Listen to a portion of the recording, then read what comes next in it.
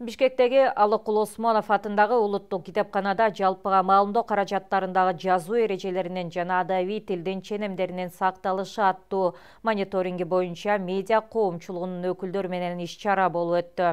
Анда президентке караштуу мамлекеттик тил саясаты комиссиясы демилгелеп, мамлекеттик жана менчик 49 ЖМК, анын ичинде 36 теле, 9 радио жана 4 гезит талдоого алынган. Жиында мониторинг учурунда аныкталган кемчиликтер, аларды жоюу жолдору талкууланды. Иш-чараны уюштуруучулардын айтуусунда мониторингдин жыйынтыгы боюнча аныкталган мыйзам бузууларды четтетүү боюнча атайын көзөмөлдүк жүргүзүлүп, журналисттердин сабаттуулугун жогорулатуу боюнча атайын курстарды уюштуруу маселеси каралды.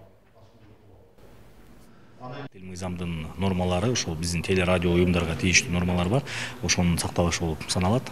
Бул жерде ошол биздин мамлекеттик тил боюнча мыйзамдын аткарылышында ошол 60%, 50% мамлекеттик тилде, 50% расмий тилде деген дагы бир норма бар. Экинчиси ошол эфирге берип жаткан материалдардын продукциянын 50% бул ата мекендик өндүрүш, мындан сырткары 50% ошол чет элдик продукция болуп саналат. Ошолордун канчалык деңгээлде аткарылды деп былтыр биз мониторинг жүргүзгөнбүз. Ошол мониторингтин жыйынтыгында жалпысынан 49 мекеме телерадио мекемени текшерип, ошонун жыйынтыгы менен бир топ чаралар көрүнгөн.